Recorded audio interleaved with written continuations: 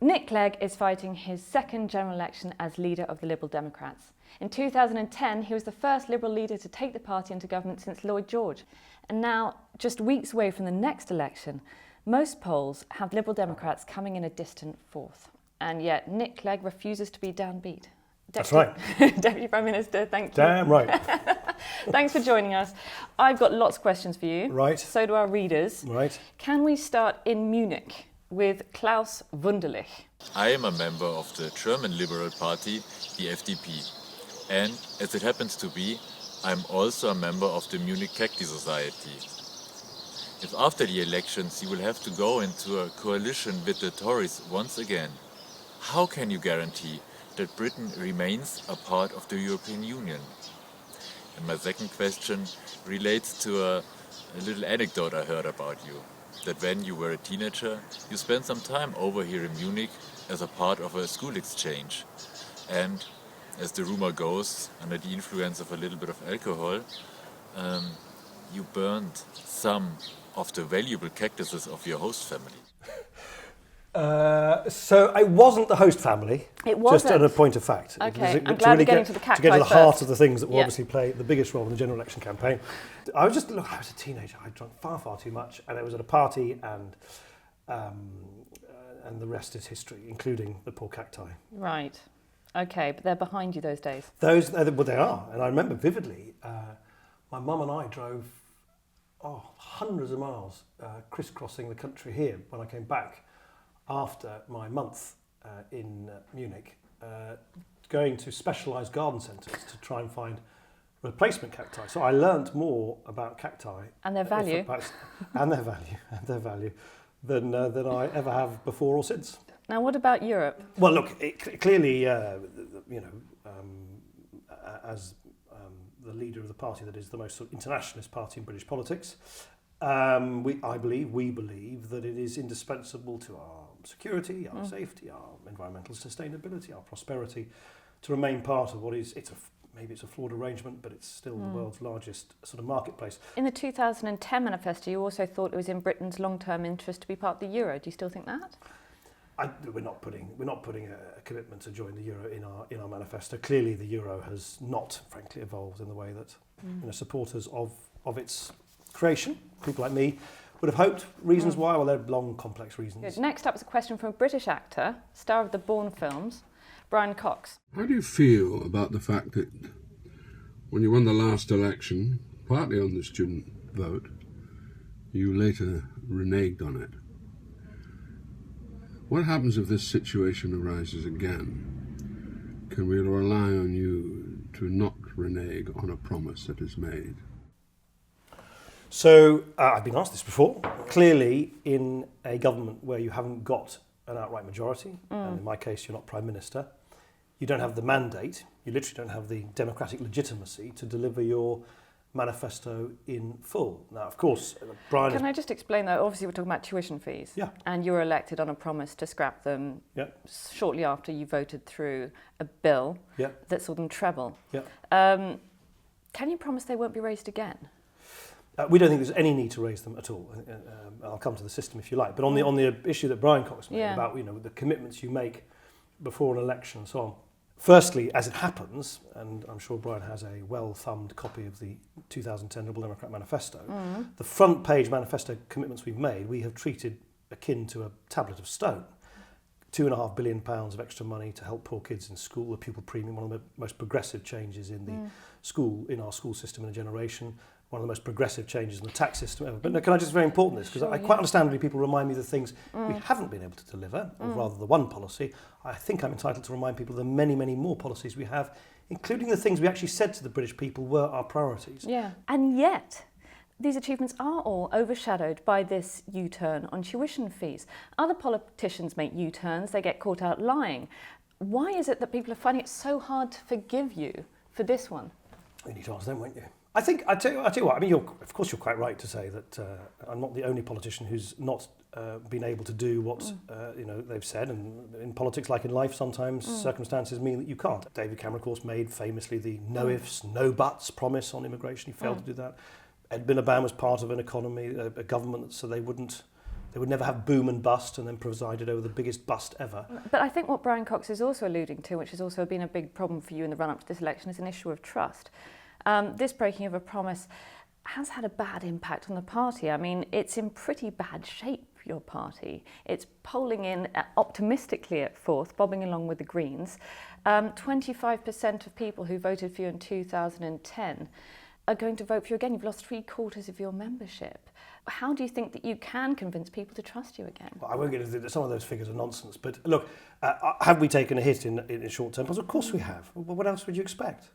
What else would you expect? Going into a coalition with either the Conservative or Labour Party as the third party in British politics, not having been in government before, and then doing so in the eye of an economic firestorm where you're having to do most gory, difficult things to pull the country back from the brink. I mean, for anyone to imagine that is something you do and emerge blemish-free, of course you don't. You're right, the party has taken a really significant hit Well, under your leadership. Let's see what Let's happens. look at the previous election results, 2014. Worst EU election in 25 years. You lost all but one MEP. Also the worst year in 30 years. For local elections, you lost almost 300 local seats. Was there ever a point after any one of those catastrophes that you thought, I'm going to have to step down? No, I always thought to myself, as do the vast majority of Liberal Democrats, that we've entered into government, as I say, in a controversial way. Let me illustrate the point. Let's say if we got into coalition with Labour, because some, I think, Guardian readers always think, oh, well, that would have been a nice, rosy, effortless thing to do. I'll tell you exactly what would have happened. Lots and lots of traditional sort of centre-right voters who might vote for us, I don't know, in constituencies in the southwest of England would have been up in arms. There would have been vilification that the Liberal Democrats have gone into coalition with Labour after seeing Labour boom and bust the economy previously. It is a highly controversial thing in a traditionally polarised political system if you're trying to challenge the vested interests on left and right and sort of get your foot in the door and say, no, things can be done differently. Of course they're going to hate it. Of course you're going to provoke the wrath of left and right. Of course the Daily Mail, the Daily Mirror are going to yell at us as they have done day in, day out. 3/4 of your membership. No, hang on. Of course it's controversial. And you've had personal proving ratings that have plummeted from soaring levels of plus 51 in 2010 to minus 54 last November. You've gone from I agree with Nick to a politician that other politicians promised not to become. As a person rather than a politician, how does that feel? Well, it is what it is, isn't it? I mean, I don't spend too much time. I'm quite a practical person. I've got my dreams, my ideals, but politics is about marrying your ideals with the kind of practical realities of things. And I mean, it doesn't surprise to me, as I say, in a highly sort of polarised and fragmented political system where both right and left, of course, are united. I mean, because the right and left of the Tory and the Labour parties, of course, have their significant differences. They're united in one thing, which they both intensely dislike, the fact that Liberal Democrats are in government. Tim Farron, who former president of the Lib Dems, recently gave your handling of the coalition a 2 out of 10. What mark would you give yourself out of 10 for the handling of the coalition? I'm not giving myself marks. As it happens, I mean, Tim is an old friend of mine. I've been speaking to him over the last several days. He feels, he feels very gutted about that. You're not going to give a mark out of 10? No, I'm not going to start giving myself marks. Other people can do that. But since you mentioned Tim, I think he feels that he's been sort of woefully misreported, and that he feels a great deal of pride in what we've done, recognises the difficulties. He also, though, had said in various interviews that you blew the trust out of the electorate, that he's looking forward to rebuilding the party. Do you think he's after your job? I hope when I stand down there'll be lots of people who will be after my job. I hope it's a tough job, of course it is. You've just pointed out some of the pitfalls and perils, but it's a huge privilege, and I think it's a sign of health actually in a political party if you've got people who aspire to do well. But look, Tim is an incredibly gifted politician. His own intentions he'll have to make clear when the time comes. Next question from The Guardian's James Ball. Civil liberties have been a core issue separating Lib Dems from the other major parties. We've had the Snowden revelations and even rulings that UK surveillance has been illegal. So why is all that the Lib Dems in government have done since then been to strengthen surveillance powers? Well, I don't think any fair person could suggest that that's what we've been doing. Of course, we've had a major sort of argument and debate within government about the extent to which surveillance powers should or shouldn't be extended. And as you know, there was a proposal from the Home Office to introduce the so-called Snoopers Charter, which would have stored the websites visited by every person in this country for a year, or the any social media interaction that you do for a year, which we stopped. And actually, if you look at some of the things that we have established in law, a Privacy and Civil Liberties Board. Did you also help to pass the Justice and Security Bill in 2013 that brought in secret courts? You have to take a fundamental decision. Yeah. Do you think no justice is better than, in this case, partially closed justice? I mean, of course, open justice is a principle you want to cleave to, but there are some circumstances, at least I became persuaded there are some circumstances, where justice cannot be administered, cannot be delivered without some proceedings happening in what they call closed material proceedings. Very, very rare, very rare. The only alternative, of course, is that you have no justice at all. In 2010, you were very clear. You were going to hold talks first with whoever won the most seats. Is that going to be the same this time round, even if Labour wins the most seats?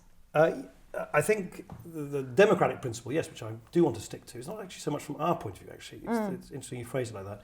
I think the party, well, maybe it would be us, but I accept it's slightly unlikely, but the party which has the strongest mandate from the British people, the most votes, the most seats, but hasn't sort of crossed the finishing line as a sort of outright winner, I think that party in a democracy has the right to seek to try and assemble a government first. You've ruled out a coalition with the SNP, but would you consider a deal with a Labour government supported by the SNP? Do I think the prospect, let's say, of a Labour Party going around with a sort of begging bowl with every vote, a little bit of SNP here, a little bit of Green there, a little bit of UKIP there, a little bit... I mean, as I say, the two larger parties, if that's what they want to try, they can. I personally think it would be a recipe for insomnia, as all MPs are basically held back for night after night after night of uncertain voting, political instability, lack of leadership, and I think that would then quite quickly have quite a dramatic knock-on effect on the everyday fortunes of millions of people across the country. So let's talk about then the circumstances of the last coalition that you've been a part of. So the Tories were very happy to take your seats to form a government. They've also taken credit for some of your better ideas, such as increasing the tax allowance, pupil premium. They've also stuck the blame on you for some of their failures, such as missing immigration targets. I mean, you've been called a liar and a wanker by some of their parties. Are you really happy to do business with these people again? Look, you shouldn't go into politics, and you certainly shouldn't do my job if you're sort of constantly worried about what disobliging things will people. I mean, if you're like that, don't ever go into politics. I mean, politics it's not for the faint-hearted. You know, you either believe that in the end of the day you're trying to do the right thing for the right motives, and I do. Does that mean everything that I've done on my party is absolutely perfect? No. Do I think on the whole history will judge us very kindly for what we've done for the country? Yes, I believe they will. And do I, in the meantime, worry about what some jumped-up, anonymous Conservative special advisor? Of course I do. I mean, life's too short to worry about what... Give me one adjective to describe Theresa May. No, hard-working, there you go. What about Michael Gove? Interesting character. What about David Cameron? Well, David Cameron and I have sort of found a way of working together, even though we don't agree, of course. Do you have an adjective for him, though? No, adjective. So you have dismissed the rise of UKIP and the SNP and the Greens as sort of the rise of cheap populism. But didn't you benefit from the same sort of mood of anything but what we've got that, you know, got you into government in 2010? I think you're right to say that there's a sort of, you know, there is this kind of roller coaster phenomenon at the moment, not just by the way here in our country, but you look at the rise and fall of individual politicians and parties in other parts of the democratic world. Do you not think you're suffering from being part of the establishment? I think you can be anti-establishment. I think wanting to rip the country apart, like the SNP, or impoverish the country by pulling us out of Europe are quite different to saying, as the Liberal Democrats continue to say, that the way in which politics works is busted. Of course it's busted. I mean, Westminster's a joke. Prime Minister's question's a joke. The way all parties, including my own, gets into hot water about party funding needs to be cleared up. The fact that we've got a democratic system that isn't democratic. We've got a House of Lords that passes the law, but no one votes to get them there in effect. Of course these things are ridiculous, and I will continue. And in fact, curiously enough, after 5 years in government, I'm more anti-establishment now than I was, because I'm infuriated by the stuck in the mud. So would you do things differently this time round? Of course you do. Of course you learn. Of course you learn all the time. But so the point I was trying to address was, do I think you can be anti-establishment without being populist? Of course you can. They're quite different. Speaking of reform, can I just quickly move on to women? There were 7 women elected as MPs under the last election. Since 2010, you've made 7 cabinet appointments. None of them have been to women. You've been leader of the party since 2007. How could you have let this happen? You know, I agree. Of course, we don't have enough women Yeah. in our top ranks. In fact, not just women. We don't have enough black minority ethnic MPs not either. one. We are. If we want to represent modern Britain, we need to have modern Britain represented in us. And so what we're doing is we're providing a huge amount of support, financial support, mentoring, training, advice, and so on, to a number of candidates from underrepresented groups. I know you dismiss polls, but it could be that you're facing a situation where all your female MPs lose their seats in the next election. Surely it's time to consider women-only lists. I would actually, and I personally accept the challenge that if we don't shift the dial significantly in favour of having a more representative parliamentary party after the next general election, I would advocate myself, but I'll freely predict now it'd be quite a row within the party. I would advocate, I've certainly come to the view now that we would need to do something more sort of inverted commas extreme. Some other people would brand illiberal to make sure that we break the back of this problem. But let's wait and see. I mean, yeah, you're right. I mean, I can't tell my crystal ball about what's going to happen on May the 7th. I've just got a few quick-fire questions, if you wouldn't mind. Top Gear or British Bake Off? Top Gear, actually. Really? Who would you rather go on a road trip with, Theresa May or Michael Gove? If you don't mind, I'd stay behind the steering wheel on my own. You have to make a choice. You need to get somewhere. Oh, Theresa May. What household chore are you best at? Oh, I'm not going to pretend. I think I'm good with the kids, getting them dressed, making them breakfast, helping them out with their homework. Can you call those chores? For me, they're pleasures, but well, someone has to do it. Yeah, okay, fine. What's in your pockets? Nothing. Empty-pocketed? Well, I have a pen and a diary card. That's it. Okay. And your microphone. When did you last cry? Can't remember. Can't remember when you last cried? No. Not a crier? Not daily, no. Nick Clegg, thank you very much for your time. Thank you. You have offended me. I think you've offended sort of the, kind of original, real Manic Miner followers. Right. It's just not good enough. Note to make is not good enough. Exactly. Fine, I'm sorry, let's take it The away. Guardians let the side down, I'm afraid.